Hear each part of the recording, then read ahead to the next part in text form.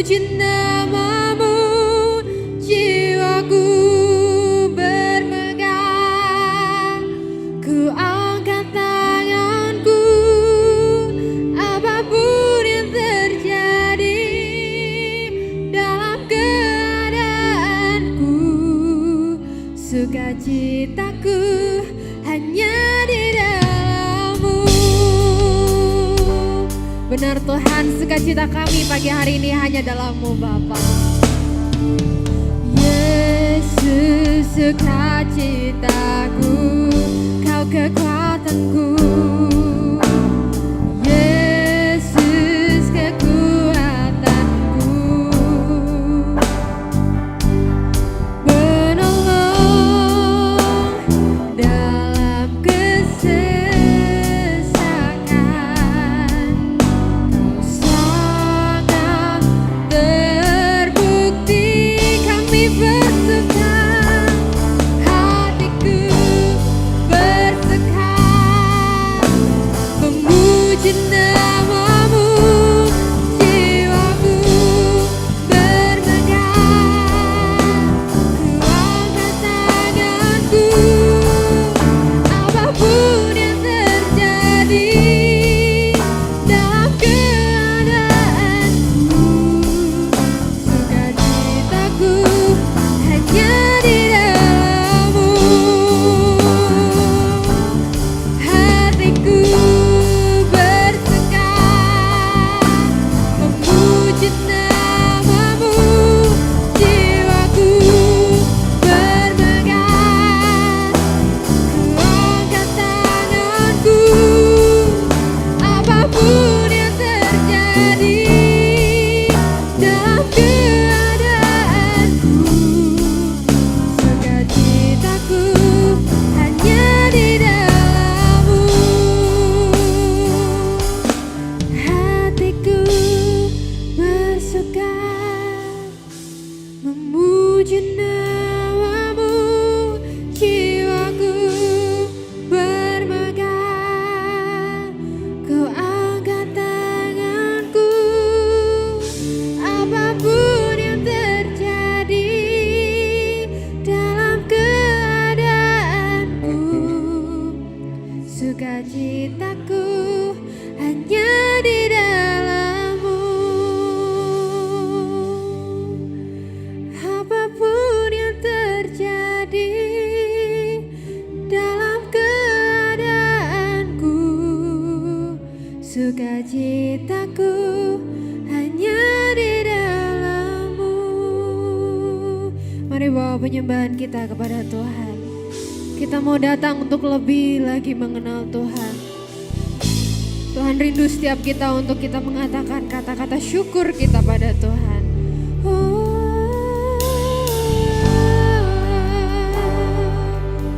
Haleluya, sukacitaku hanya bagi-Mu. Haleluya, kami hadir di sini Bapa.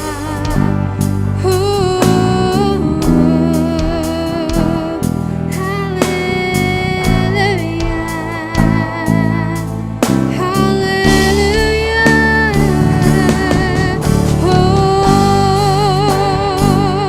Yesus,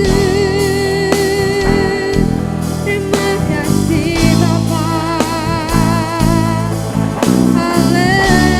Haleluya, kami rindukan Kau, Yesus.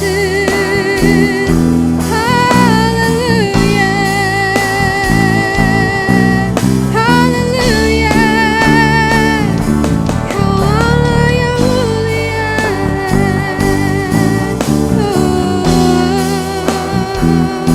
Haleluya. Saya undang kita semua untuk kita bangkit berdiri.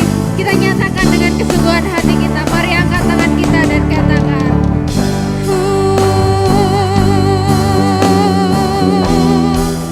kami bersuka karena-Mu Tuhan. Hati kami bersuka dan hatiku bersuka. Memuji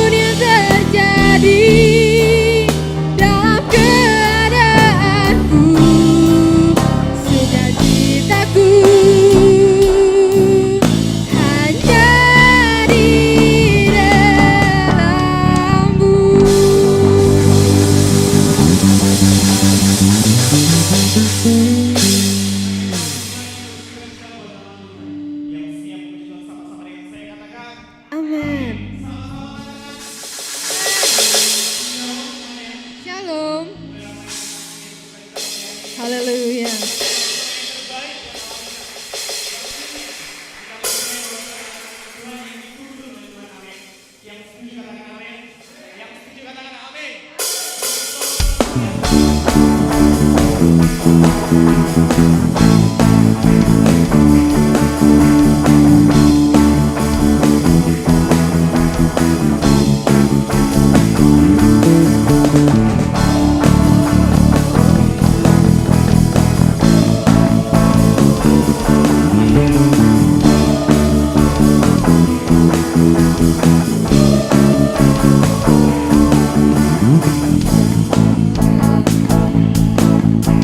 Di depanku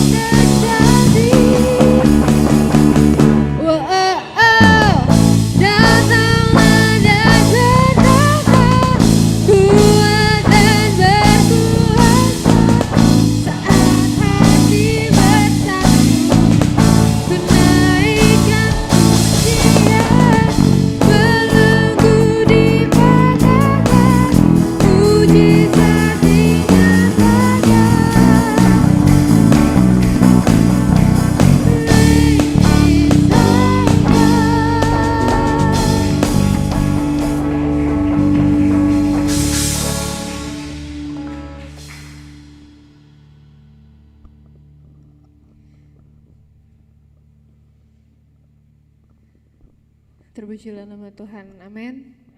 Silakan duduk kembali. Akan ada kesaksian dari saudara kita, Saudara Nando. Mungkin bisa dipersilakan untuk maju ke depan. Kita akan dengarkan beberapa kesaksian yang sangat luar biasa dari saudara kita Nando.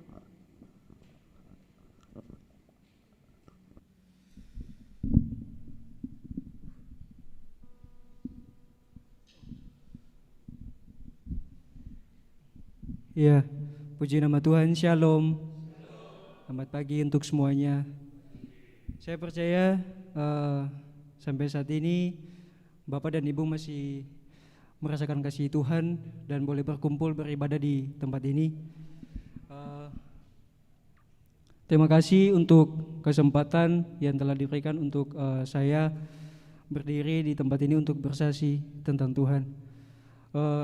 Mungkin Bapak Ibu, saya terlebih dahulu perkenalkan diri. Yang belum mengenal saya, perkenalkan, nama saya Fernando Simaela, biasa dipanggil Nando. Saya umur 19 tahun. Saya berasal dari Ambon, dan saya sekarang melanjutkan studi di kampus Sekolah Tinggi Teologi Anugerah Indonesia STTAI. Saya mau bercerita tentang untuk tahun lalu, Bapak Ibu, di mana saya mengalami namanya penderitaan sakit. Saya sakit tahun lalu bulan Juli. Saya sakit bulan Juli, Bapak Ibu. Itu saya masih mengikuti proses perkuliahan dan pelayanan di sini. Saya sakitnya itu, saya langsung to the point saja. Saya sakitnya TBC kelenjar. Saya sakit hampir sebulan di sini. Terus karena enggak bisa tahan lagi dengan kondisi saya yang semakin buruk, saya diizinkan. Saya berterima kasih kepada Pak Alphonse, Bu Lili, dan juga kepada Pak Adi dan Ketua STTAI yang boleh mengizinkan saya pulang berobat di Ambon. Setelah saya sampai ke Ambon, singkat cerita Bapak Ibu, saya sampai ke Ambon itu saya berangkat tanggal 9 Agustus. Saya sampai di Ambon. Puji Tuhan, dalam perjalanan sampai ke Ambon, Tuhan boleh menyertai saya dengan segala baik. Saya boleh berkumpul dan berjumpa dengan keluarga saya. Dan Bapak Ibu, saya ketika sampai di Ambon, setelah sebulan lamanya, kondisi kesehatan saya semakin hari semakin memburuk juga. Saya pada waktu itu, kondisi leher saya itu, Bapak Ibu, ada benjolan di bagian leher saya. Saya mungkin percaya Bapak Ibu mengetahui buah kejawas, tapi enggak terlalu besar buahnya. Buah kejawas kan bulat. Nah itu Bapak Ibu bisa bayangkan benjolan yang timbul di leher saya itu seperti gitu. Timbulnya di sebelah sini Bapak Ibu, bagian leher saya. Itu Bapak Ibu, setelah saya sampai ke Ambon, kondisi saya semakin buruk dan benjolannya itu udah semakin besar.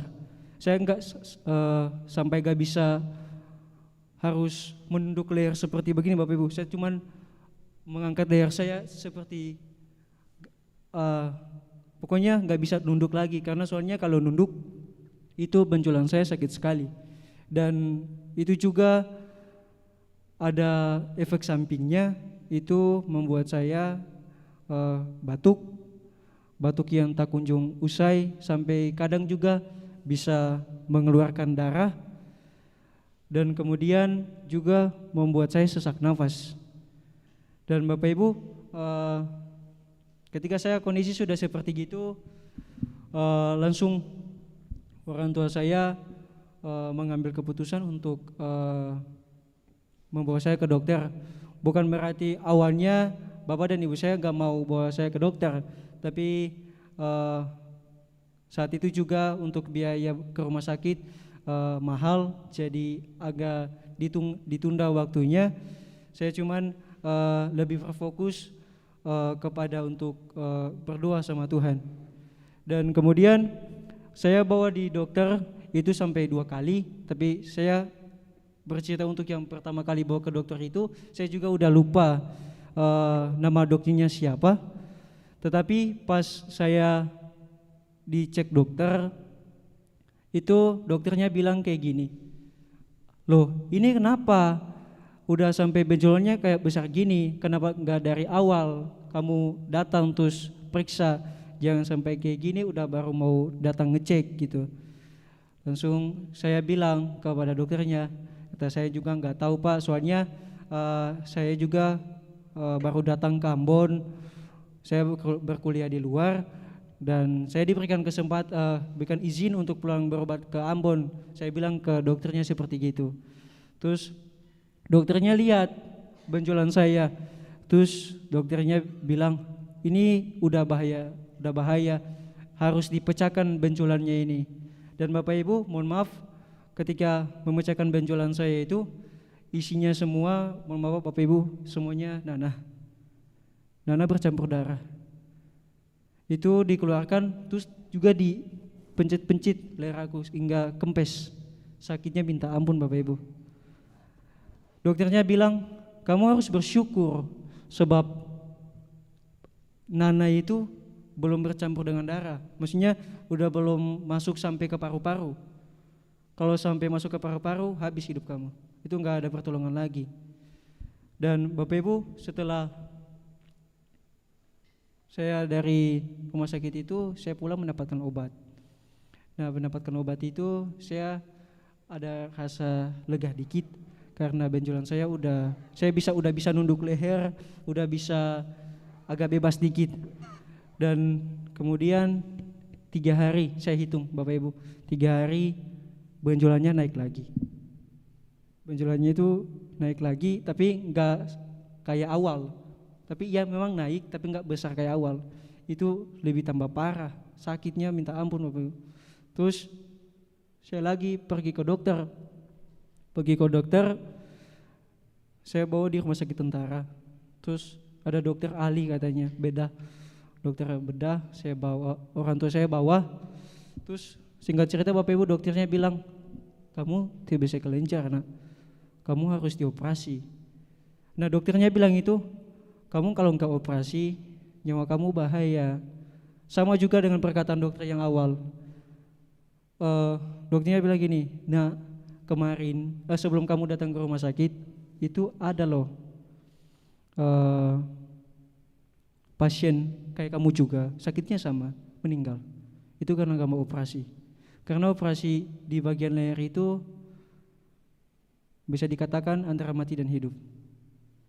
Dan Bapak Ibu, ketika orang tua saya berkonsultasi dengan dokternya bilang gak ada cara lain. Kalau gak dioperasi, gak tahu sampelnya itu harus dibawa diperiksa terus dapat obat, anakmu bahaya. Gitu kata dokternya ke ayah saya. Terus saya pulang bersama orang tua saya. Singkat cerita ada bimbang dan ada sedikit pertengkaran di rumah karena nggak mau. Ibu saya takut untuk saya melakukan operasi karena itu menyangkut dengan ibu takut kehilangan saya. Jadi cuman saya bilang sama papa dan mama, bilang tenang aja, Tuhan pasti tolong. Saya singkat cerita Bapak Ibu, saya diizinkan orang tua untuk operasi.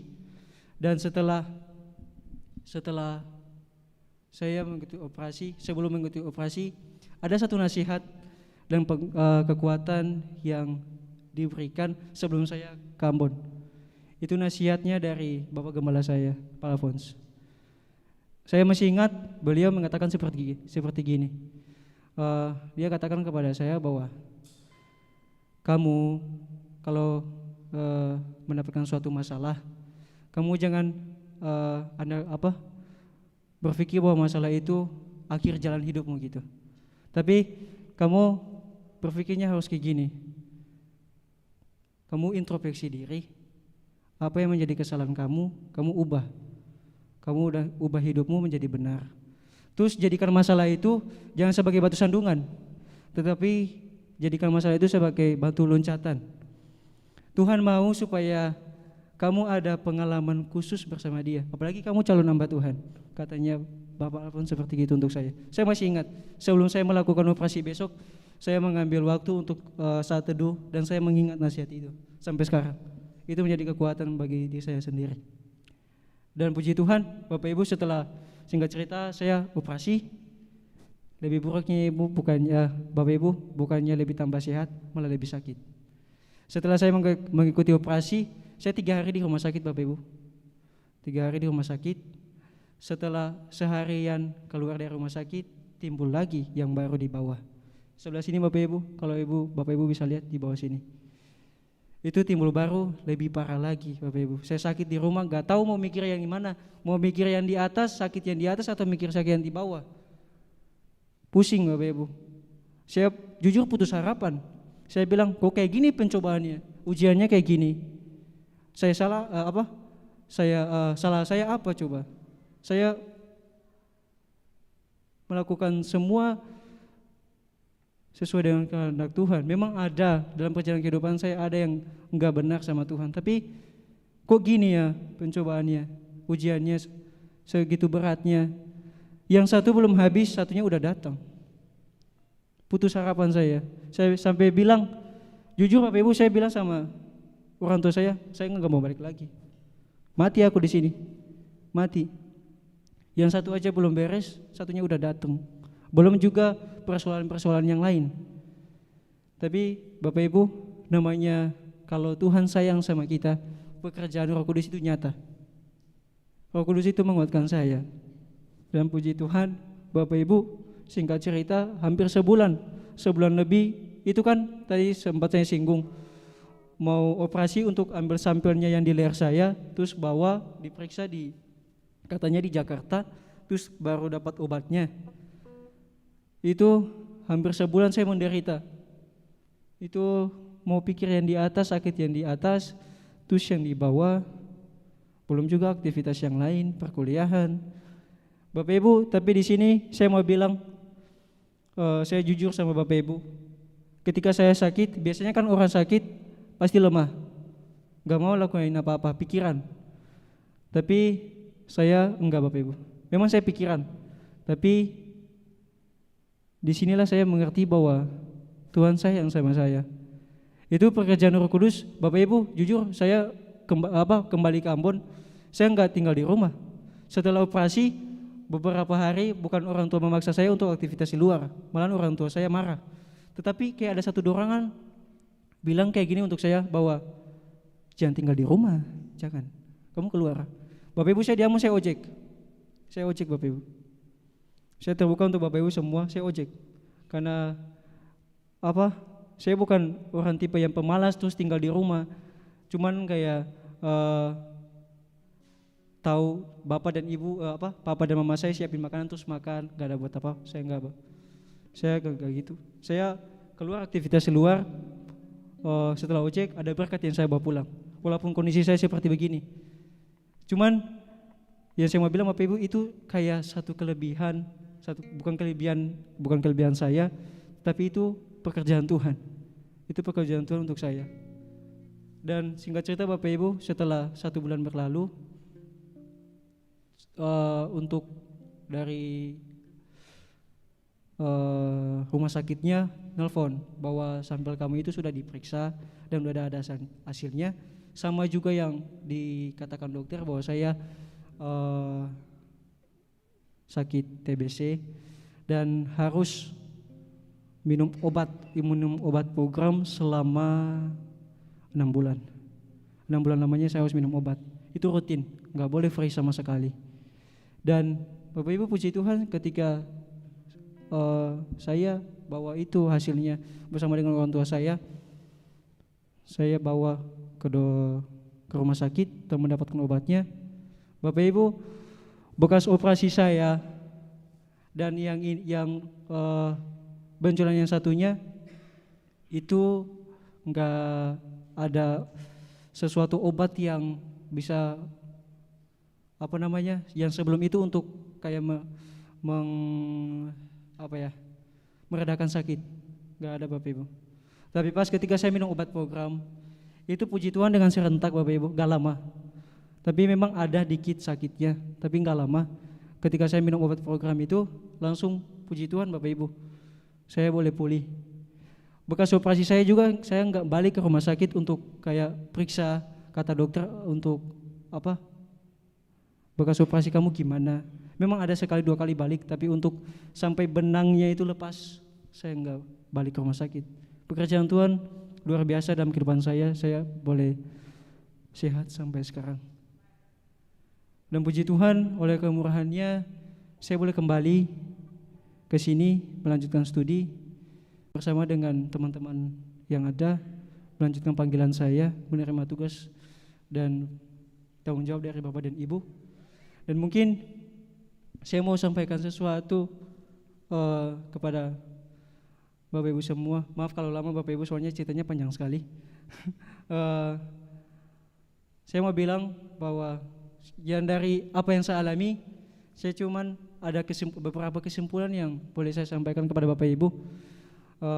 Kayak gini Bapak Ibu, saya mengambil kesimpulan pertama bahwa Tuhan itu bisa saja mengubah kehidupan kita. Bila kita mengalami namanya suatu masalah, Tuhan bisa saja langsung mengubah masalah itu menjadi sukacita.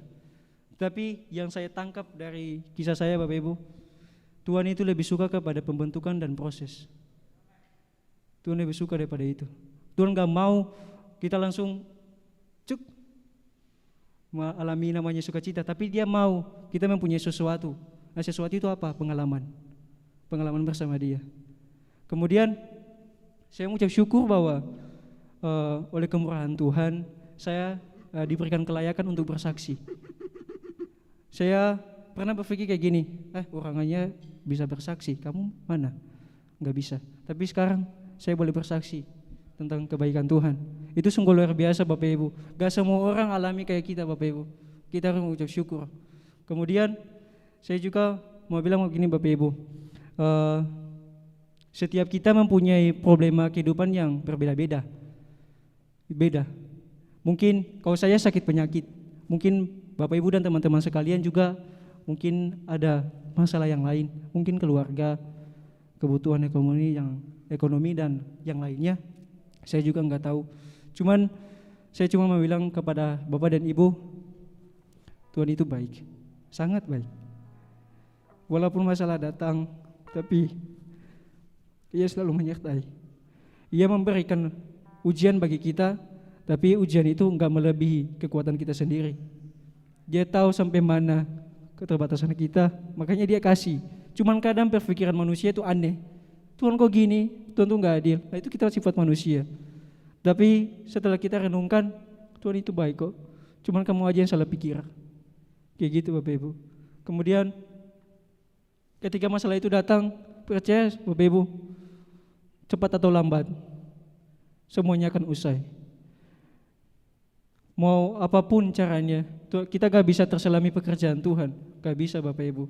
Tapi kita percaya penyertaan Dia itu nyata. Jadi Bapak Ibu, itu mungkin dari saya, kesaksian saya. Dan di sini saya akan menyumbangkan satu lagu. Mungkin karena lagu ini hampir ada keterkaitan dengan apa yang saya alami, jadi saya boleh menyumbangkan satu lagu.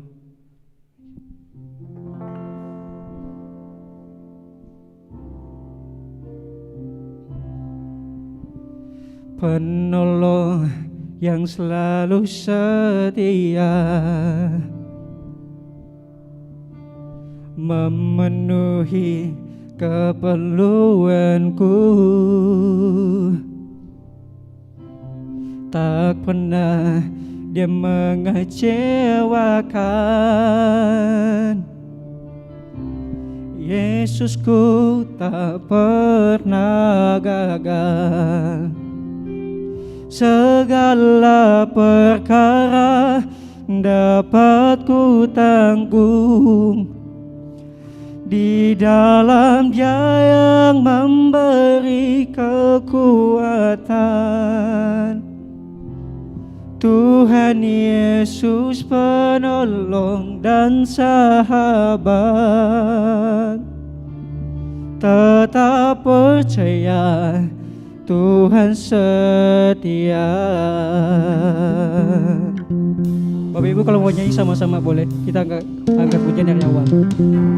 Penolong yang selalu setia, memenuhi keperluanku, tak pernah Dia mengecewakan. Yesusku tak pernah gagal. Segala perkara dapat ku tanggung di dalam Dia yang memberi kekuatan. Tuhan Yesus penolong dan sahabat. Tetap percaya Tuhan setia. Segala perkara dapat ku tanggung di dalam Dia yang memberi kekuatan. Tuhan Yesus penolong dan sahabat.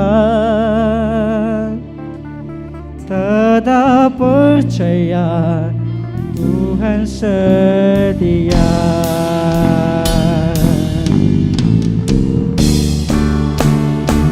Segala perkara dapat ku tanggung di dalam Dia yang memberi kekuatan. Tuhan Yesus penolong dan sahabat. Tetap percaya Tuhan setia. Tetap percaya Tuhan setia. Tetap percaya Tuhan setia. Makasih Bapak Ibu.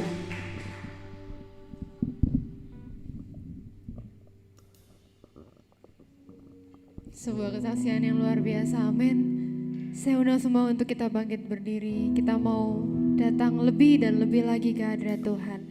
Betapa Tuhan sungguh Engkau termulia dan termanis dalam hidup kami.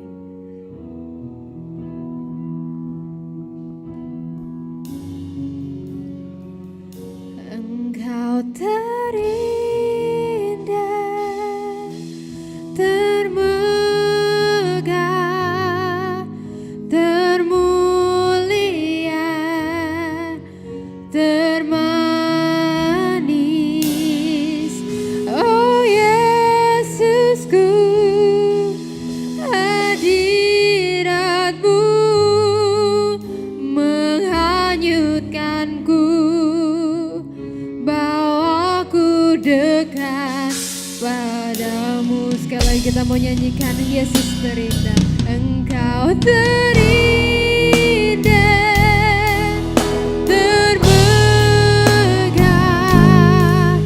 termulia, termanis. Oh Yesusku, hadirat-Mu menghanyutkanku, bawaku dekat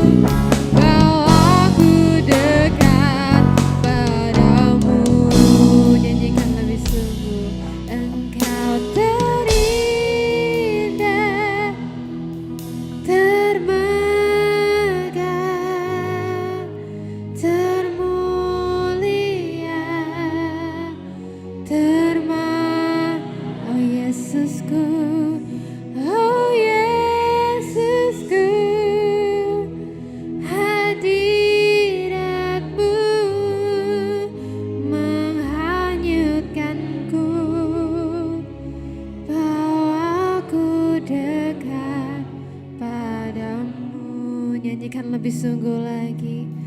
Engkau termanis Bapa, termegah, termulia, termulia, termanis.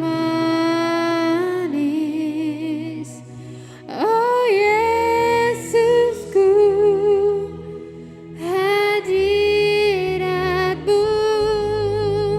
menghanyutkanku, bawaku dekat padamu. Sekali lagi, Engkau terindah, termegah, termulia, termanis. Oh Yesusku, hadiratmu menghanyutkanku,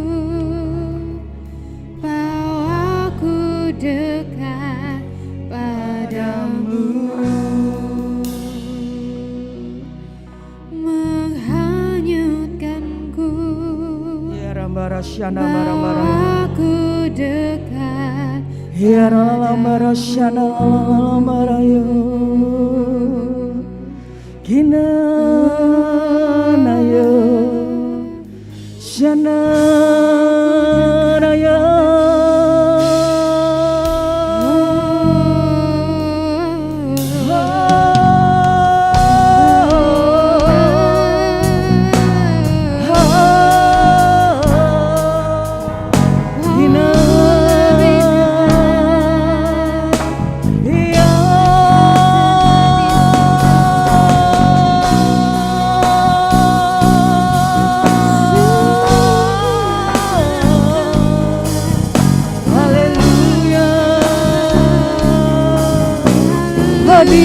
Hadiratmu nyata Tuhan, kuasamu ada nyata.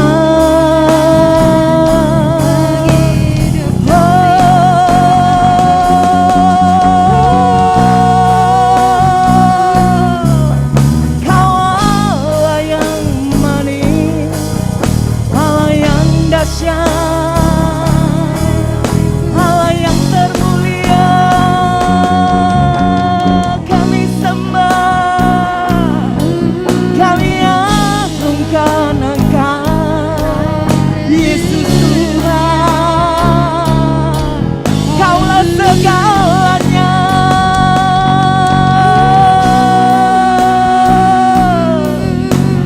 perlu Engkau Tuhan.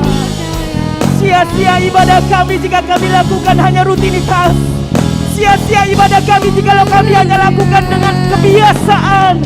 Tetapi kami rindu setiap jam ibadah kami Allah hadir, Allah melawat kami, Allah menghampiri kami, Allah berbicara kepada kami, Allah menyatakan isi hatinya. Oh, Engkau yang kami perlu Tuhan, Engkau yang kami perlu. Satu kali pertemuan denganmu Tuhan, satu kali lagi pertemuan denganmu membuat kami kuat, membuat kami kuat. Kami butuh Engkau Yesus lebih dari segalanya Tuhan. Saat kami menjalani kehidupan ini, kami tidak bisa sendiri. Itu sebabnya kami perlu setiap kali kami bertemu dengan Kau. Itu sebabnya kami perlu Tuhan. Di saat kami memiliki hubungan yang baik dengan Engkau, kami mau rasakan Kau ada berjalan bersama dengan kami. Tuhan Yesus, Kau dahsyat. Nyatakan kehadiran-Mu dalam kebenaran firman Tuhan. Biar kebenaran firman Tuhan menegur, menasehati, menguatkan, memberikan pengharapan. Sehingga tidak ada satupun di antara kami yang mendengarkan akan kebenaran firman Tuhan. Baik yang di tempat ini, di rumahmu, bahkan yang ikut ibadah live streaming. Kami tidak ada yang menyerah, kami tidak ada yang terhilang. Tetapi kami mau masuk semakin lebih dalam akan jalan-Mu. Sehingga apa yang Kau janjikan, itulah yang terjadi dalam kehidupan kami. Kami siap belajar akan kebenaran firman Tuhan. Cengkram roh kami. Segala suatu godaan yang mengganggu hati dan pikiran kami untuk kami menangkap kebenaran firman Tuhan. Bersatu hati kami patahkan di dalam nama Yesus. Hadirat Allah yang berkuasa di tempat ini. Roh Kudus bekerja, Roh Kudus bekerja. Hati yang keras Tuhan lembutkan. Hamba terbatas Tuhan. Apa yang telah hamba siapkan Roh Kudus sempurnakan. Hamba adalah alat-Mu, hamba adalah corong-Mu. Pakai Tuhan menurut kehendak-Mu. Makasih Bapa. Kami siap belajar kebenaran firman Tuhan. Hanya di dalam nama Tuhan Yesus kami sudah berdoa dan mengucap syukur. Haleluya. Amin. Shalom. Puji nama Tuhan. Shalom. Luar biasa kesaksian dari Nando ya.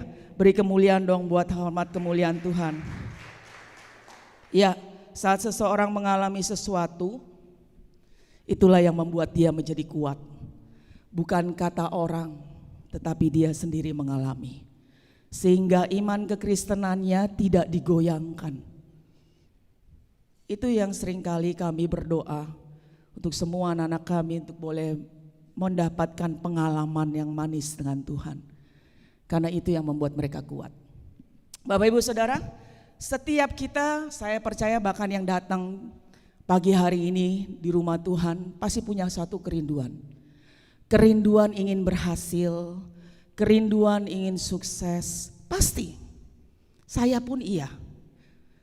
Pasti kepingin mencapai suatu puncak dari kehidupan kita. Kita ingin menjadi sesuatu. Betul apa betul? Betul?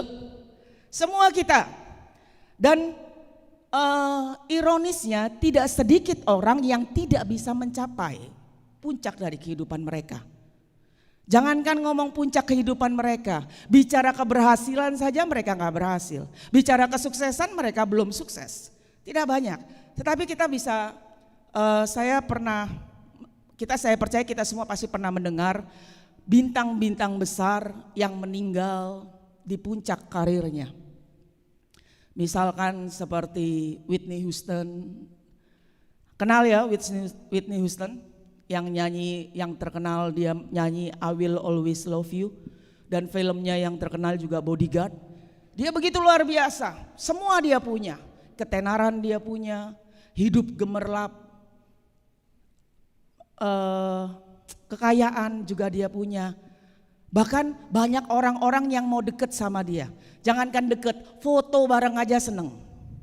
Michael Jackson, Elvis Presley, itu mereka adalah orang-orang yang kadang pernah gak Bapak Ibu Saudara berpikir gini, kenapa ya kok mereka bisa sampai overdosis, kenapa kok mereka bisa sampai bunuh diri, Jackie Chung, di puncak-puncak karir mereka. Ada apa sebenarnya? Apa yang mereka cari?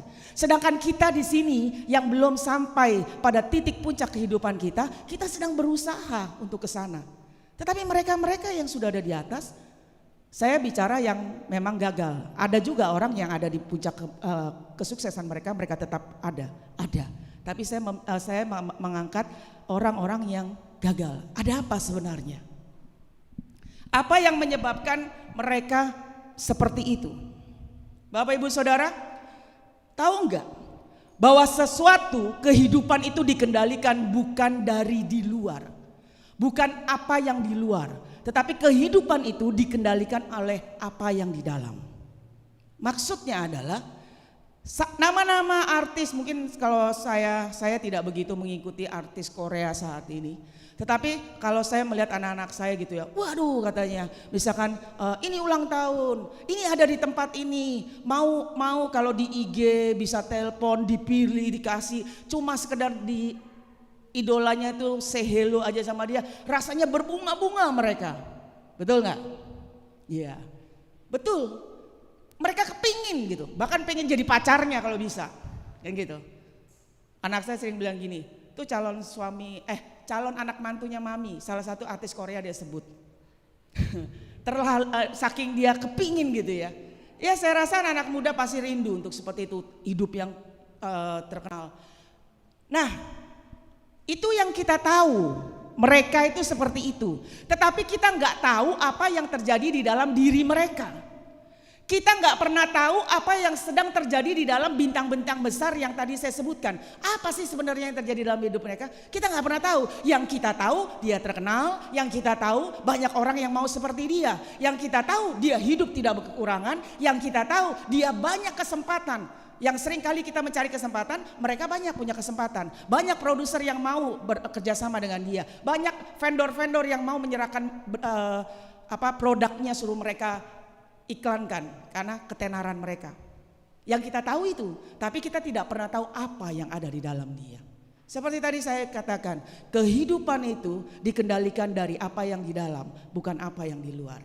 Di dalam Markus 17 ayat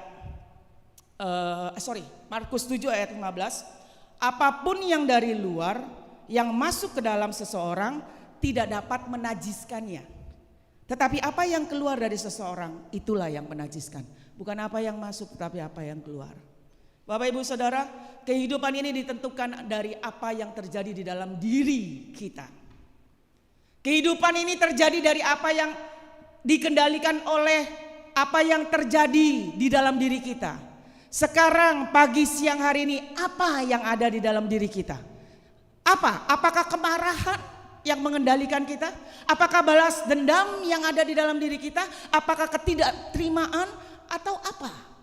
Atau ucapan syukur? Atau apa yang ada di dalam dirimu? Karena itulah yang mengendalikan kehidupanmu. Ada beberapa pada saat saya melayani, saya melihat orangnya oke-oke saja dari luar. Dia lucu, kalau dia datang dia bisa bawa sukacita, dia bisa bikin orang ketawa. Tapi hatinya belum tentu. Ketika saya melihat pasangan suami istri rumah tangganya kelihatannya baik, oke aja, kelihatannya baik. Bahkan boleh dibilang mesra, tapi gak lama kemudian dengar bahwa terjadi perceraian. Kelihatannya oke aja bisnisnya. Kalau ditanya, shalom puji Tuhan gimana? Oh puji Tuhan, Tuhan Yesus baik, Tuhan Yesus luar biasa. Kalau orang yang rohani pasti jawabnya gitu. Tapi gak lama kemudian kita dengar orang itu sedang dicari-cari orang karena dikejar-kejar debt collector. Sedang dicari-cari orang karena utang. Semua kelihatannya di depan oke saja. Seperti kalau kita di dalam gereja ini, semua manis-manis, semua baik-baik. Shalom, semua oke aja. Bukan apa yang di luar, tetapi apa yang di dalam. Bapak Ibu Saudara, saat seseorang ada di atas, di puncak kehidupan, tema khotbah saya adalah top of your life, puncak kehidupanmu. Ketika seseorang ada di atas, tahu gak Bapak Ibu Saudara? Saat engkau di atas, engkau punya beban sendiri. Beban tersendiri saat engkau sukses. Sukses itu, keberhasilan itu, engkau ada di puncak itu ada bebannya. Bukan cuma semua yang kelihatannya enak. Kesuksesan itu ada bebannya. Nah, apa yang sanggup menahan beban itu? Yang mampu menahan beban itu hanya karaktermu. Itu sebabnya orang bilang, kemampuan, talenta, karisma bisa membawa engkau pada puncak kehidupanmu. Tetapi yang bisa membuat engkau tetap ada pada puncak itu adalah karaktermu. Itu sebabnya begitu penting karakter kita, attitude, sikap. Karakter itu adalah pada saat orang bilang Lili, oh itu ya si Lili ya, yang orangnya tegas, yang orangnya begini, itu karakter. Cukup orang sebutkan saja karakter itu, orang tahu yang dimaksud adalah si itu. Karakter yang berada pada puncak kehidupanmu itu punya beban. Jadi jangan cuma bilang, oh saya mau sukses, saya mau berhasil. Tapi that's it, apakah cuma sampai di situ? Tidak. Seperti tadi saya berikan contoh, artis-artis besar. Mereka, saya percaya mereka sampai pada puncak itu enggak simsalabim. Sama seperti Nando bilang, ada proses. Nah ketika proses itu dia jalani, dia sampai di puncak. Tetapi ketika dia sampai di puncak, yang bisa membuat dia tetap ada di sana adalah karakternya. Itu yang pertama Bapak Ibu. Yang kedua, ketika kita berada di puncak, seseorang kalau ada di puncak itu rame-rame apa sendirian? Rame-rame apa sendirian? Sendiri. Saya kasih tahu ya, kita berusaha untuk ada di puncak kehidupan kita. Ketika kita ada di puncak kehidupan kita, banyak sekali kita akan merasa kesepian. Kita pasti banyak kesepian. Kenapa? Karena kita nggak punya banyak teman untuk sharing problem yang sama. Karena orang-orang di bawah ngelihat kita, dia kepingin seperti kita. Tapi kita sudah ada di atas mereka. Nah kita tidak mungkin sharekan sesuatu yang menjadi problem ketika kita berada di top of your life. Di puncak kehidupanmu kita share kepada sebanyak orang. Gak mungkin dong. Sehingga orang yang ada di puncak kehidupan, dia sering merasa kesepian. Itu mungkin, saya juga tidak mau menghakimi. Mungkin itu yang dialami para artis-artis besar. Memang dia punya segala tapi dia ada feel lonely. Yang dia gak bisa share. Itu kalau ada di puncak kehidupan. Yang pertama punya beban, yang kedua juga merasa kesepian. Dan yang ketiga, ketika kita berada di puncak ketinggian dalam kehidupan kita, sama kalau kita berdiri di gedung sini, lalu kita lihat ke bawah, kita takut jatuh. Karena ketika kita ada di atas, ketakutan kita jatuh lebih besar daripada ketika kita masih di bawah. Ketika kita masih di bawah kita jatuh ya begitu aja. Tapi ketika kita di atas kita jatuh, itu sangat menyakitkan dan menakutkan. Itu sebabnya berada di puncak kehidupan bukan sesuatu yang totally 1000% menyenangkan. Kalau kita tidak punya step-step jalannya Tuhan. Berarti begini dong. Berarti saya nggak boleh dong Bu berusaha untuk sampai pada puncak kehidupan saya. Oh tidak, tidak. Karena Tuhan bilang apa? Jadilah terang. Biarlah engkau bercahaya. Firman Tuhan bilang begitu. Itu artinya apa? Engkau harus ada di top of your life. Ada di puncak kehidupanmu. Tetapi dengan caranya Tuhan. Tuhan punya cara untuk bawa kita naik. Tuhan punya cara. Itu yang harus kita lakukan. Bapak Ibu Saudara, kita akan belajar dari kebenaran firman Tuhan. Apa cara Tuhan untuk membawa kita berada pada puncak kehidupan? Tidak ada seorang ayah, ibu, orang tua yang tidak menginginkan anaknya berhasil. Enggak ada. Orang tua yang normal pasti mau anaknya berhasil. Begitu juga Bapak kita di surga. Pasti dia mau lihat kita setiap kita berhasil. Apa sih yang dimaksud dengan puncak dari kehidupan? Apakah bicara tentang kalau kamu sudah punya segalanya? Kalau kamu bisa keluar keliling dunia? Atau kamu bisa melakukan semuanya? Apakah itu puncak kehidupan?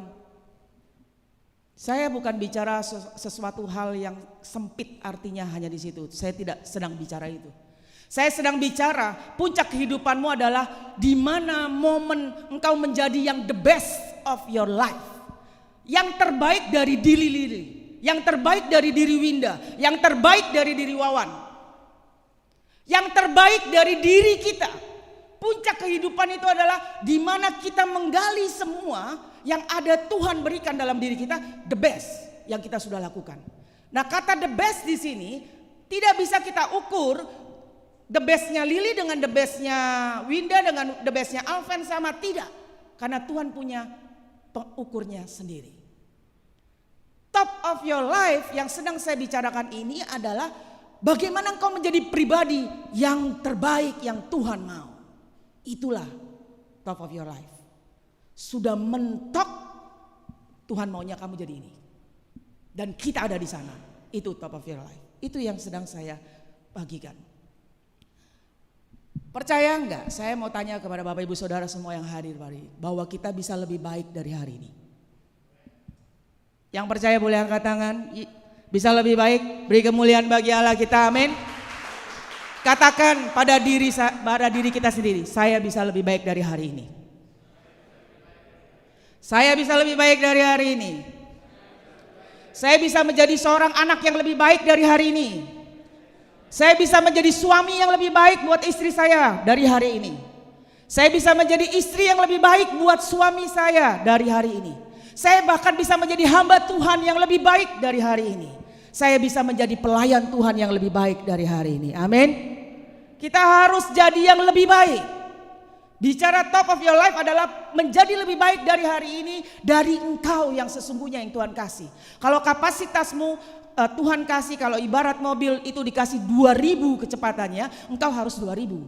Jangan cuma 1900. 2000. Itu puncak kehidupanmu. Kita belajar, kita buka di Filipi 2 ayat 12. Filipi 2 ayat 12 sampai 16. Selama setiap kita diberikan nafas, Tuhan masih berikan kita nafas, berarti Tuhan masih mau kita berada pada puncak kehidupan kita.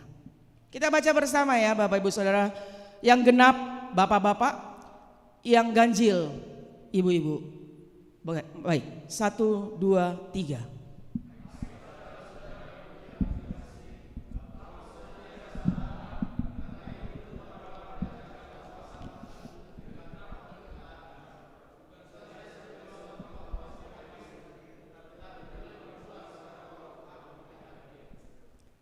Karena Allah lah yang mengerjakan di dalam kamu, baik kemauan maupun pekerjaan menurut keleraannya.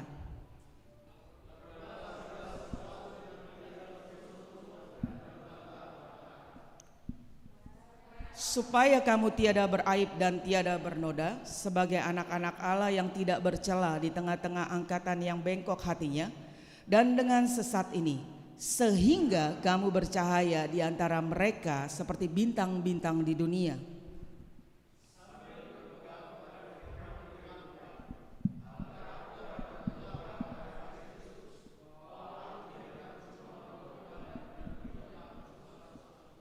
Ya.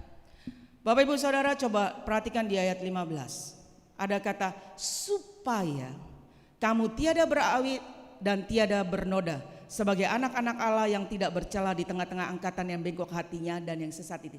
Sehingga kamu bercahaya di antara mereka seperti bintang-bintang dunia. Perhatikan, supaya, sehingga, supaya. Berarti ada apa? Ada bagian yang harus kita lakukan, supaya. Lalu setelah bagian itu kita lakukan, sehingga. Berarti apa? Ketika kita mengikuti jalannya Tuhan, berada di dalam puncak kehidupan, keberhasilan, kesuksesan itu pasti ada. Karena apa? Supaya kamu mau berhasil, supaya kamu bisa berada dalam puncak kehidupanmu, lakukan step-step jalannya Tuhan itu. Sehingga kamu ada di sana. Jadi berada di puncak enggak perlu ngotot, enggak perlu dipaksa. Sama seperti ini, saya selalu bilang kepada anak saya, jangan cari duit. Kalau dulu saya punya pikiran cari duit, kerja cari duit, cari duit. Tapi kebenaran Tuhan bukan begitu. Bukan berarti nggak kerja. Tadi kan dibilang supaya harus kerja dulu. Gitu. Tapi kamu perlu punya visi. Tapi pada saat engkau mendapatkan visi itu, kamu nggak perlu ngotot ngoyo dengan kekuatanmu, enggak. Supaya saat engkau sudah, saya sering kali bilang begini sama saya, ketika engkau benar dan engkau kerja benar, percayalah berkat itu ngikuti. Firman Tuhan katakan sehingga, berarti sehingga kamu bercahaya. Berarti apa? Engkau bercahaya itu efek dari engkau lakukan apa yang firman Tuhan katakan. Punya visi boleh, punya rencana oke, memang kita harus berencana. Punya budgetin bagus, memang kita dalam pekerjaan harus begitu. Tetapi harus percaya Semua yang ada di kertas yang kalian buat belum tentu jadi seperti itu. Karena ada kuasa Tuhan di dalamnya. Contoh seperti Abraham dengan Lot. Saat dia memilih, Lot memilih yang terbaik. Abraham tidak nggak apa-apa. Yang dia dapat yang tidak baik kok. Tapi di saat yang dia melakukan apa yang Tuhan mau, kita bisa lihat Abraham pun diberkati. Bapak Ibu Saudara, apa sih caranya Tuhan supaya kita bisa mencapai itu? Perhatikan di ayat 12. Hai saudara-saudaraku yang kekasih, kamu senantiasa taat. Yang pertama, jalannya Tuhan untuk membawa engkau bisa mencapai pada puncak kehidupanmu, senantiasa taat. Senantiasa taat. Senantiasa taat artinya setiap kali tarikan nafas kehidupanmu, ada kasus di depanmu, kamu taat akan kebenaran firman Tuhan. Tuhan mau itu. Artinya kamu ikut, jangan tawar-tawar. Ikut. Kalau engkau dibenci karena kamu melakukan kebenaran, lakukan. Tapi kan gak ada yang banyak yang mau lakukan itu. Tapi Tuhan sudah bilang kok, senantiasa taat. Artinya ikut aja apa yang Tuhan suruh. Ikut saja. Jadi orang yang taat, jadi orang yang obey, jadi orang yang mau rindu melakukan selalu kebenaran firman Tuhan. Melakukan kebenaran firman Tuhan bukan ada pada kasus-kasus tertentu, tidak. Pada saat kita bangun saja, memilih handphone atau memilih kita saat teduh, itu sudah suatu pilihan. Saya memilih mengambil saat teduh. Kamu sudah mendahulukan Tuhan. Saya mau mandi, ditelepon, lalu dikatakan ini ya ada pekerjaan yang ini, saya butuh tanda tanganmu gini-gini, tapi nanti kamu catat aja nilainya sekian. Di situ kamu sudah lakukan. Kamu mau nggak kompromi melakukan hal yang kecil yang orang dunia bilang itu kan kecil, nggak apa-apa? Atau kamu katakan, aduh sorry, aku nggak mau. Lalu satu kantor membenci, bahkan mengucilkan. Do it. Senantiasa taat itu seperti itu. Kalau kita percaya Tuhan itu baik, kita pasti mau ikut Dia. Karena kita tahu Tuhan tidak pernah bawa kita ke tempat yang tidak baik. Tuhan tidak pernah bawa kita ke tempat yang membuat kita jatuh, enggak. Kalau kita percaya Tuhan baik, kita pasti mau ikut. Jadi bagaimana kita bisa senantiasa taat? Pegang dalam diri kita bahwa Tuhan Yesus baik. Apapun yang sedang kita alami, apapun yang sedang kita rasakan, memang belum baik, tetapi percayalah Tuhan kita baik. Sehingga kita mau terus melakukan apa yang Tuhan mau. Bapak Ibu Saudara, saya mau sedikit kesaksian. Beberapa bulan yang lalu, saya punya pergumulan pribadi sendiri. Saya sering kali menangis di hadapan Tuhan. Sampai saya merasa, Tuhan kenapa Engkau gak jawab? Terus menerus saya begitu. Dan luar biasanya Bapak Ibu, saya mendapat jawaban itu ketika perjamuan, kita perjamuan, saya mengambil satu tubuh dan darah. Wow, apa yang saya dapat Bapak Ibu? Tulisannya jawabannya gini. Itu setelah saya berbulan-bulan menangis sama Tuhan. Saya bilang, Tuhan, kok saya minta gitu ya sama Tuhan. Dan waktu saya ambil perjamuan itu, dan dia bilang, aku telah mendengar doamu. Wow, waktu saya dapat itu saya nangis. Saya bilang, Tuhan thank you. Saya tidak pernah pilih, saya tidak pernah incer itu yang mana ayatnya di dalam itu. Dan waktu ibadah raya kedua, saya pun mengambilnya kembali. Tahu apa yang saya dapat ibadah raya kedua lagi? Aku ada di pihakmu, siapa lawan? Saya langsung berdoa, Tuhan thank you. Tapi apakah pergumulan saya sudah selesai? Belum. Apakah Tuhan sudah kasih apa yang saya doakan? Belum. Tapi saya kuat kembali. Kenapa? Saya tahu Tuhan baik dan Dia dengar doa saya. Itu yang terpenting buat saya. Mengenai pemulihannya nanti, biar nanti. Yang penting saya percaya Dia pasti bawa.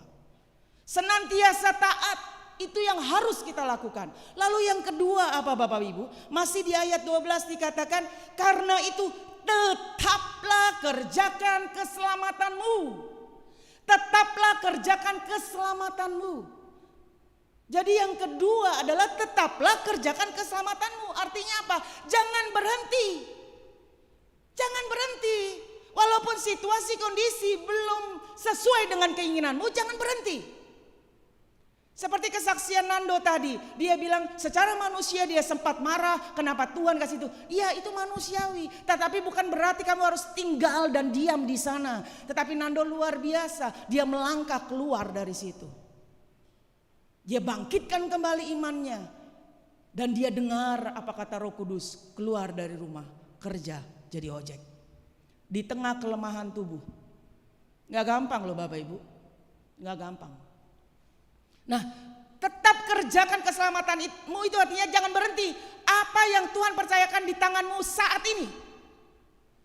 Saya selalu bilang sama anak saya, terutama yang Kevin dan Ivan waktu itu yang begitu galau karena dia belum kerja, selesai lulus, dia belum bisa menghasilkan sesuatu, dia merasa belum berhasil dan sebagainya. Saya selalu bilang, kerjakan apa yang Tuhan percayakan di tangan kamu. Kalau hari ini apa yang Tuhan percayakan? Pelayanan, kerjakan yang terbaik di situ. Gak ada kerjaan, pokoknya kerjakan yang terbaik yang di tanganmu saat ini.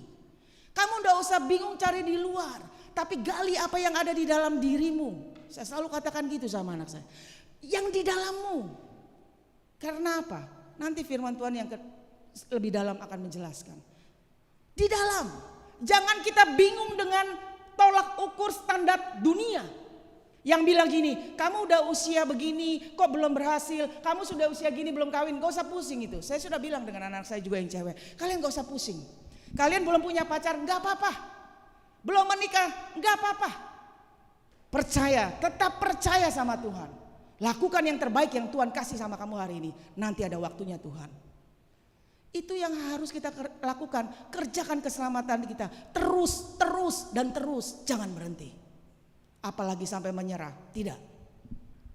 Cara yang terbaik untuk mengerjakan adalah, cara yang terbaik untuk memelihara sesuatu yang Tuhan percayakan dalam kehidupan kita adalah dengan mengerjakannya.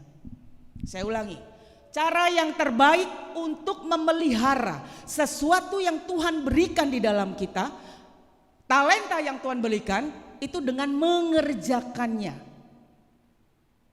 Cara yang terbaik untuk memelihara kesehatanmu adalah dengan mengerjakannya. Menjaga pola makan, menjaga pola hidup, menjaga pola istirahat.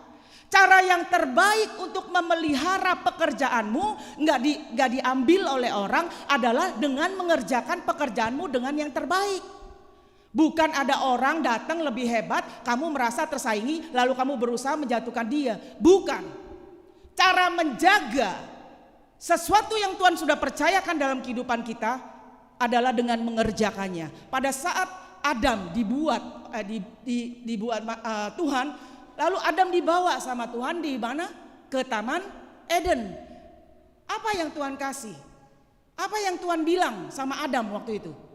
Dia kasih perintah sama Adam, pelihara. Pertama dia katakan, kerjakan dan pelihara taman ini. Jadi caranya adalah mengerjakannya. Untuk menjaga pernikahan kita, untuk tetap baik dengan mengerjakan pernikahan itu sendiri.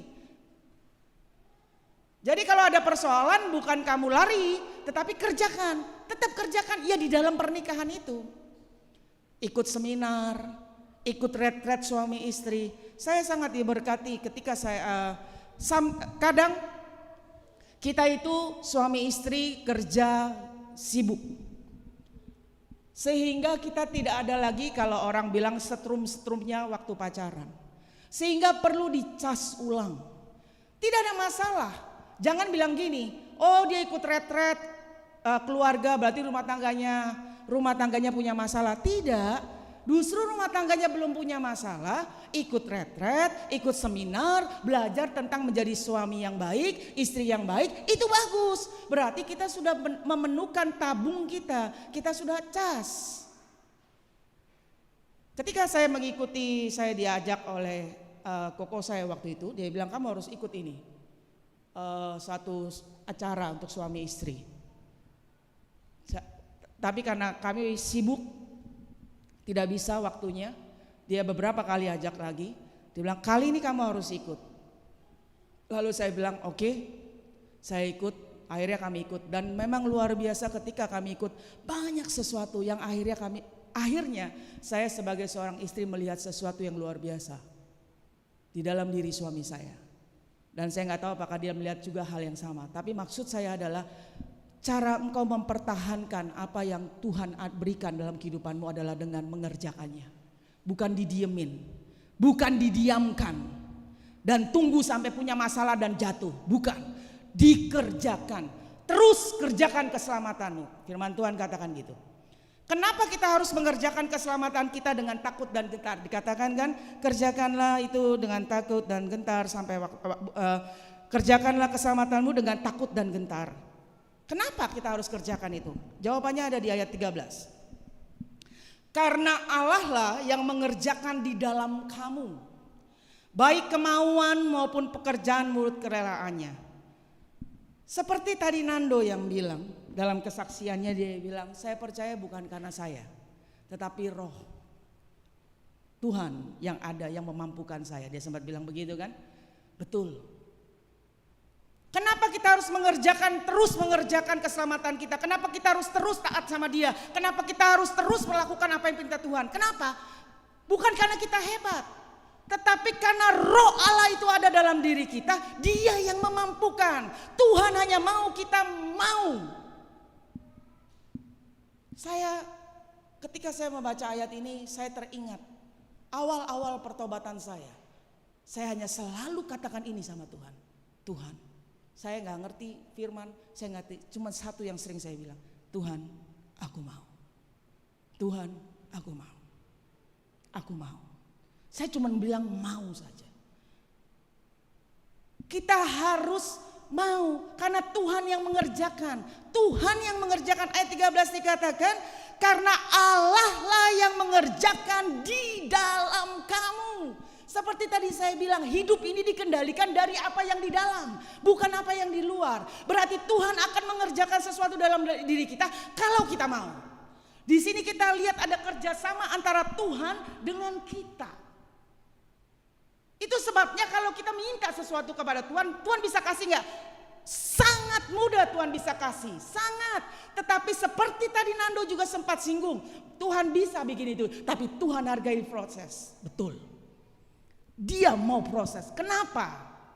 Kenapa dia begitu? Nanti ayat lebih dalam lagi. Dia yang mengerjakan. Kalau di bahasa Inggris, New Living Translation, dia bilang begini. For God is working in you, giving you the desire and the power.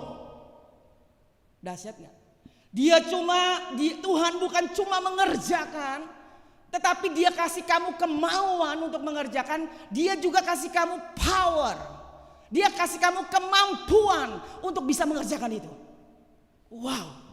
Tuhan yang mana yang cuman ngomong sedikit terus tidak kasih apa-apa. Dia bukan cuman minta. Tapi dia kasih.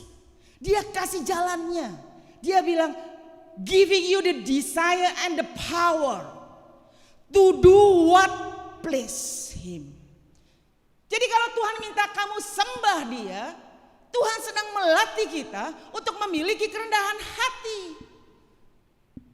Bukan untuk Tuhan, untuk kamu. Tuhan mau kita melatih daging kita. Karena Tuhan tahu daging ini lemah. Itu sebabnya Tuhan bantu. Dia bekerja di dalam kita. Tetapi harus ada kerjasama antara kita dengan Dia. Kerjasamanya gimana? Mau taat. Kerjasamanya gimana? Mau kerjakan. Kerjasamanya gimana? Mau melakukan apa yang Tuhan minta. Kerjasamanya itu. Sesimpel itu. Lalu poin yang ketiga, apa yang harus kita lakukan supaya kita bisa ada di dalam puncak kehidupan kita. Ayat 14. Lakukanlah segala sesuatu dengan tidak bersungut-sungut dan berbantah-bantahan. Perhatikan, lakukanlah segala sesuatu dengan tidak bersungut-sungut dan berbantah-bantahan. Artinya apa? Enjoy aja. Kalau Tuhan bilang, Tuhan minta, just do it. Gak usah ngomel. Makanya saya paling gak suka kalau lihat anak itu suka ngomel-ngomel gitu. Dikerjakan sama dia, tapi ada ngomel-ngomel gitu. Percuma, lebih baik gak usah. Lebih baik gak usah dikerjakan. Gak akan ada hasilnya yang kamu kerjakan itu kok. Kamu hanya menyenangkan manusia. Kamu tidak pernah menyenangkan Tuhan. Dan Tuhan tidak perhitungkan itu. Tuhan mau lakukan dengan tidak bersungut-sungut. Apalagi kalau kita dalam pelayanan. Engkau tidak dipuji, engkau tidak dilihat, engkau merasa malas lah. Kalau memang model pelayanan yang seperti itu lebih baik gak usah pelayanan. Gak usah pelayanan. Karena engkau mencari pelayanan, karena engkau melayani hanya ingin mencari pujian, hormat dari manusia. Gak usah. Buat apa kita mencari yang menyenangkan manusia tetapi tidak menyenangkan hati Tuhan? Buat apa? Wasting time, buang waktu, buang tenaga. Kalau setiap kita datang ke rumah Tuhan tidur, kalau setiap kita datang ke rumah Tuhan tidak mau melakukan kebenaran firman Tuhan, buat apa? Itu sebabnya kita tidak heran seringkali melihat orang itu sudah beragama Kristen dari dulu tapi kehidupannya tidak pernah berubah. Kenapa? Kenapa banyak orang Kristen yang menjadi batu sandungan di luar sana? Kenapa banyak kantor yang tidak mau terima pegawai Kristen? Ya karena itu. Kristen dibilang tapi tidak melakukan apa yang firman Tuhan katakan. Saya sendiri tidak diizinkan masuk Kristen. Tidak. Saya diizinkan Katolik, tidak Kristen. Kenapa? Harusnya kan menjadi tanda tanya. Kenapa? Ada apa dengan Kristen? Karena apa bilangnya? Terlalu kencang bilang haleluya, nyanyi sampai loncat-loncat, tapi hidupnya tidak pernah memberi dampak, bahkan membuat masalah. Baik itu di keluarga, baik itu di mana, mesti orang Kristen. Tuhan mau engkau lakukan dengan tidak bersungut-sungut. Di dalam Kolose 3 ayat 23 dikatakan, lakukanlah segala sesuatu seperti engkau lakukan untuk Tuhan. Gak usah pusing kalau manusia tidak menghargai kamu. Yang penting surga bersorak-sorai untuk apa yang kau lakukan. Karena endingnya kita ke sana, bukan di sini. Seringkali saya bilang kepada anak-anak saya bilang, apa sih susahnya? Kenapa? Tidak apa-apa. Kalau orang lain gak mau lakukan, tapi kamu tahu itu harus kamu lakukan, biarin aja. Tetap lakukan. Karena Tuhan melihat itu. Gak usah kamu pakai ngomel, gak usah pakai berbantah-bantah. Kamu juga gak mau lakukan, gak mau, gue juga gak mau. Bukan begitu. Ya kalau kamu mau begitu ya kamu jadi orang rata-rata. Makanya kenapa orang bisa sampai pada puncak kehidupannya gak semua orang. Karena gak semua orang yang punya kemauan untuk begitu. Tuhan mau kita seperti itu. Ada seorang, saya mendengar kesaksian dari seorang anak muda. Dia bekerja, dia lulus, dia kerja di sebuah perusahaan. Gajinya waktu itu tidak banyak. 500.000 gajinya. Tapi anak muda ini punya prinsip. Prinsipnya adalah lakukan segala sesuatu semuanya untuk Tuhan. Jadi walaupun gajinya 500.000, dia kerja. Dia gak suka dengan gajinya yang 500.000, dengan graduate ijazah yang dia punya. Gak cocok, apalagi dia lulusan luar negeri. 500.000. Tapi dia bilang, it's okay. Dia bilang, dia terima itu dan dia kerjakan. Dia kerjakan yang terbaik. Setiap tahun ada kenaikan gaji. Semua karyawan dinaikkan 5%. Dia juga dapat. Tapi setelah itu dia dipanggil oleh pimpinannya ke dalam ruangannya. Dan dia bilang gini, kamu jangan ngomong-ngomong sama semua teman-temanmu, saya naikkan kamu 15%. Dan itu terjadi bertahun-tahun terus selama dia di dalam perusahaan itu. Dan satu ketika ada satu hari ada bosnya mau datang, semua pada sibuk, seorang-orang repot. Nah dia bingung, kenapa nih kok pada begini teman-temannya, kok lain, ada apa gitu. Terus dia tanya kepada temannya bilang, oh ya big boss mau datang. Terus bilang, loh emangnya kenapa kalau big boss mau datang? Karena memang dia sudah lakukan yang terbaik. Mau big boss datang gak big boss datang ya sama aja. Tapi teman-temannya tidak. Lakukan yang terbaik ketika big bossnya datang. Dia bilang gini, buat apa kita kerja? Temannya bilang gini, buat apa kita kerja ini? Orang kita lo digaji cuma 500.000. Ya udah, kerja aja sesuai 500.000. Dia enggak. Bapak Ibu Saudara, kalau engkau digaji 500.000, engkau tidak mau tetap digaji 500.000, tunjukkan, buktikan bahwa engkau tidak layak dikasih 500.000. Maka akan naik itu pasti. Sama seperti gini, sebuah berlian, dia dibuang di sebuah sampah. Lalu berlian ini bilang begini, gua gak layak nih di tempat ini, gua kan berlian, harga gua nih mahal, masa gua di sampah? Udahlah gua matiin aja kilau gua. Mati kilaunya, dimatikan sama berlian ini. Kira-kira ada nggak orang-orang yang melihat sinar berlian itu di tengah sampah? Ya semakin sulitlah berlian itu ditemukan karena tidak bersinar. Tetapi coba ketika berlian itu tetap bersinar di tong sampah dan orang lihat, ih apa tuh yang sinar-sinar? Diambillah, wah ini berlian. Diambillah dari tong sampah, dipindahkan di tempat yang seharusnya berlian itu berada. Tuhan mau kita enjoy. Jangan berbantah-bantah. Jangan bersungut-sungut. Tuhan mau kita kerjakan segala sesuatu yang terbaik untuk Dia. Bukan untuk manusia. Saya pernah sesekali saya bicara begini dengan salah seorang majelis ya, boleh saya di gereja ini. Ketika ada masalah di dalam gereja ini, saya cuma bilang gini sama dia, saya akan lakukan itu. Tapi bukan buat dia. Saya lakukan ini buat Tuhan. Kalaupun saya harus dijadikan keset oleh dia. Karena saya itu seorang gembala. Waktu itu saya bicara kepada dia sambil menangis. Karena secara daging saya sakit sekali. Saya tidak buat, saya tidak lakukan. Tapi saya harus kasarannya meminta maaf dan seperti itu. Saya bilang sama dia, saya lakukan ini bukan buat dia. Untuk Tuhan.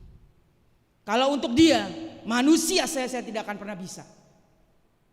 Tapi saya bilang baik, kalau menjadi seorang gembala harus merendahkan dirinya, saya lakukan untuk Tuhan. Dan saya lakukan. Dan saya pernah bilang dengan mahasiswa di tempat ini, lakukanlah untuk Tuhan, bukan untuk dia. Saat engkau tidak bisa melakukan apa yang Tuhan mau, lihatlah ketika dia mati di atas kayu salib. Dia jatuh mengangkat kayu salib itu berulang kali 3 kali. Secara manusia dia gak kuat, tetapi dia tetap mengerjakannya. Itulah yang harus kita lakukan. Ayat 15 dikatakan di dalam New Living Translation, do everything without arguing, complaining and arguing, so that no one can criticize you. So no one can criticize you. Sampai gak ada orang yang bisa ceritakan kejelekan kamu. Hebat gak tuh firman Tuhan bilang. Lakukan dengan tidak berbantah-bantahan, dengan sungguh-sungguh sampai gak ada orang yang bisa bilang kamu jelek. Sampai gak ada orang bilang kamu salah. Itu yang Tuhan mau. Lakukan segalanya semuanya tidak dengan berbantah-bantahan. Sehingga tidak ada hal buruk yang diketemukan dari apa yang kita kerjakan. Saat kita taat, saat kita tetap mengerjakan keselamatan kita, saat kita mengandalkan Tuhan, tahu nggak Bapak Ibu, tanpa kita sadar karakter kita diubah oleh Tuhan. Dan tanpa kita sadar Tuhan bawa kita pada puncak kehidupan kita. Dan ketika kita ada di dalam puncak kehidupan kita, kita kuat. Kenapa? Karena karakter kita sudah dibentuk lalui proses itu tadi. Itu caranya Tuhan. Itu caranya Tuhan untuk membawa kita sampai pada puncak. Bukan dengan cara dunia membuat saingan kita jatuh, bukan. Tetapi cara Tuhan adalah engkau tetap setia, engkau tetap taat, kerjakan keselamatanmu. Karena Tuhan yang akan bekerja di dalam kamu, memberikan kemampuan asal engkau mau. Dan saat itu Tuhan akan bawa engkau sampai kepada puncak. Saat itu Tuhan akan bawa engkau bercahaya. Itu yang akan Tuhan kerjakan. Dan di saat kita sudah ada di puncak, ayat terakhir, ayat 16 katakan. Ayat 16. Boleh bantu saya buka di ayat 16.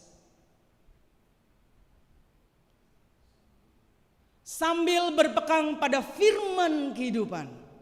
Perhatikan, sambil berpegang pada firman kehidupan, agar aku dapat berpegang pada hari Kristus, bahwa aku tidak percuma berlomba dan tidak percuma bersusah-susah. Artinya apa? Ketika engkau ada di dalam puncak kehidupanmu, tetaplah pegang pada firman Tuhan.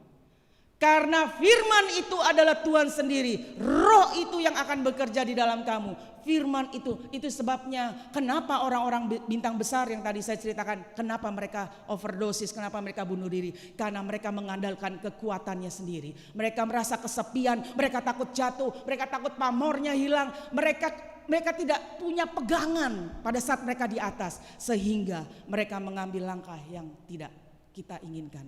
Bapak Ibu Saudara, ayo setiap kita, Tuhan mau kita lebih baik dari hari ini. Amin. Saya undang pemain musik untuk naik ke atas.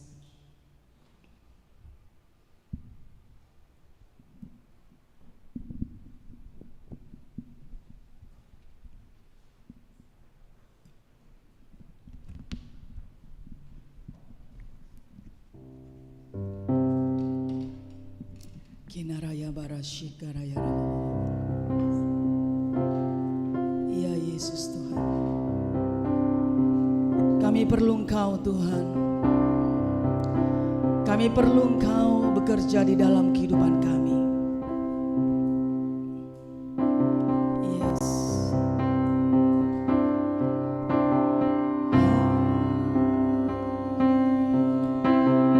Roh Kudus hadir di sini.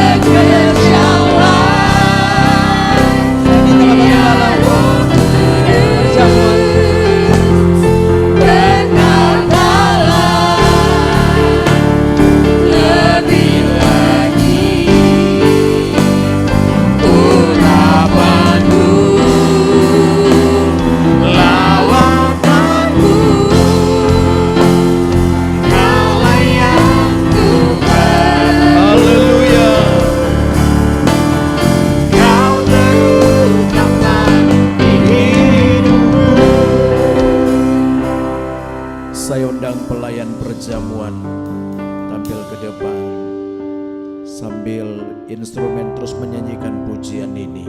Haleluya. Glory, haleluya, haleluya, haleluya.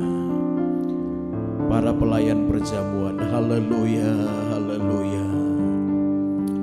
Oh glory, haralabata kanabaralaba syadaralamata. Kinabakaralabata karalaba kuribidi kabata karalaba syadaralamata. Bapa, terima kasih buat penyegaran firman Tuhan siang hari ini.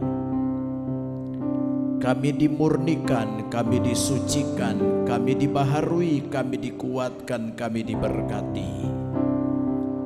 Kami mau terima perjamuan Tuhan, kuduskan kami Bapa untuk terima perjamuan Tuhan. Kuduskan kami para hamba-Mu untuk melayani perjamuan Tuhan. Kami terima dan kami bagikan, serta kami mengakui roti adalah tubuh Tuhan dan anggur adalah darah-Mu. Dalam nama Tuhan Yesus Kristus, haleluya.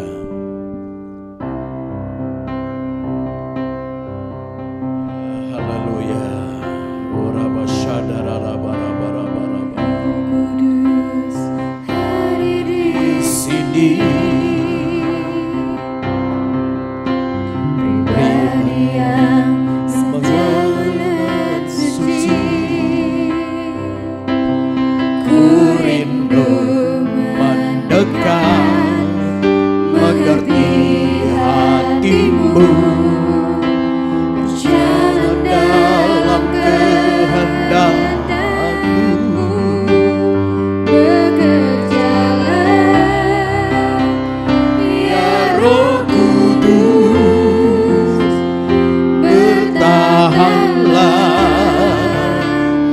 lebih lagi.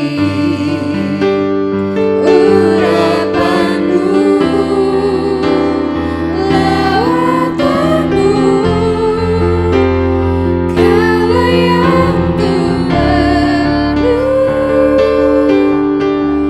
Kau terutama Di hidup yang sudah terima perjamuan, sedang bangkit berdiri. Ya Roh Kudus, bertatalah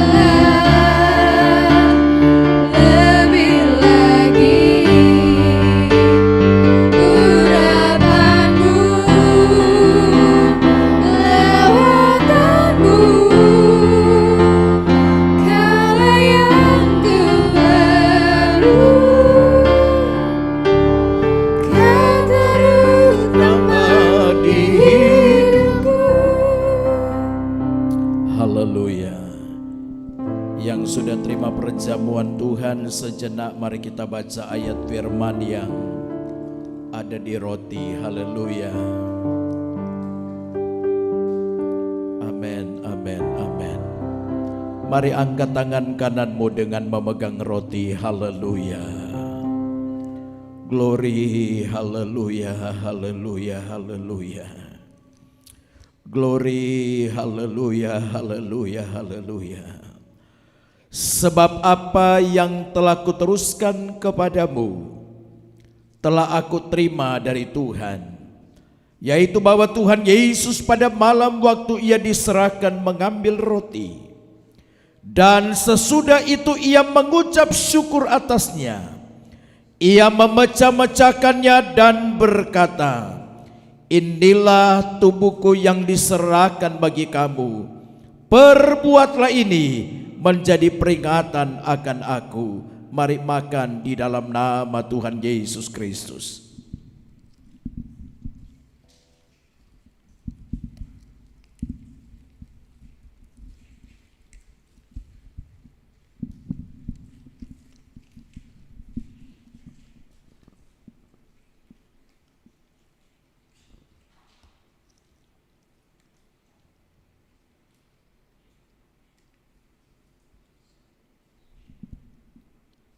Haleluya, haleluya, haleluya. Mari angkat tangan kanan saudara dengan memegang cawan. Demikian juga ia mengambil cawan sesudah makan, lalu berkata, cawan ini adalah perjanjian baru yang dimeteraikan oleh darahku. Perbuatlah ini setiap kali kamu meminumnya, menjadi peringatan akan aku. Mari minum dalam nama Tuhan Yesus. Mari Bapak Ibu angkat kedua tangan saudara mengucap syukur kepada Tuhan. Haleluya. Haleluya, haleluya, haleluya. Haleluya, haleluya, haleluya, haleluya. Terima kasih buat karya keselamatan yang Tuhan sudah anugerahkan bagi kami. Terima kasih buat pengorbanan Tuhan. Terima kasih kami sudah dibebaskan. Terima kasih kami sudah dimerdekakan. Terima kasih kami sudah diperbaharui. Kami disembuhkan dalam nama Yesus. Dalam nama Tuhan Yesus, kesembuhan yang sempurna Tuhan anugerahkan bagi Pak Teja. Kesembuhan yang sempurna Tuhan anugerahkan bagi hamba-Mu Pak Steve. Kesembuhan yang sempurna Tuhan anugerahkan bagi Nando. Bahkan hamba berdoa di dalam nama Tuhan Yesus Kristus, jemaat Tuhan GCC menjadi tahir, tubuh, jiwa dan roh menjadi tahir di dalam nama Tuhan Yesus. Tidak ada sakit penyakit di dalam tubuhmu. Di dalam nama Yesus engkau tetap sehat, engkau tetap kuat, engkau diberkati, engkau diberkati, engkau diberkati, engkau kuat, engkau jadi berkat, engkau jadi berkat, engkau jadi saluran berkat, engkau jadi saluran berkat. Engkau memberi bukan meminta, engkau memberi bukan meminta, engkau terus menabur, menabur, menabur, dan engkau akan menuai, menduai, engkau menuai, engkau menuai di dalam nama Yesus. Terima kasih Tuhan, terpujilah Engkau Bapa dalam nama Yesus. Terima kasih untuk perjamuan Tuhan. Haleluya, haleluya, amin. Dipersilakan duduk.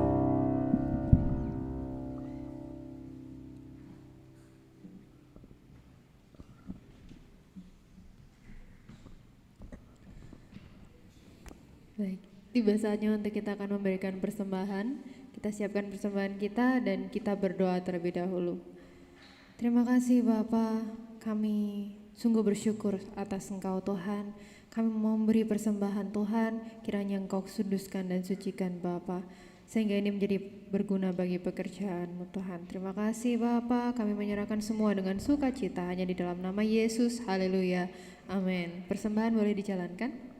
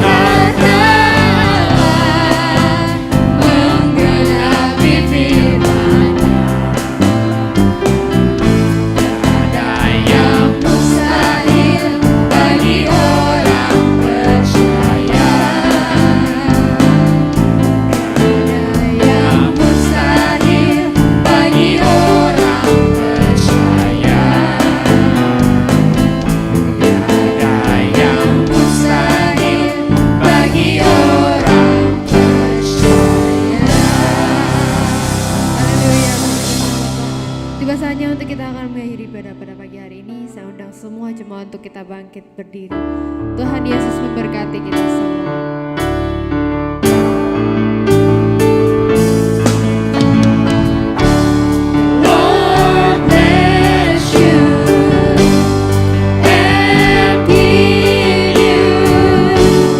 Make His face shine.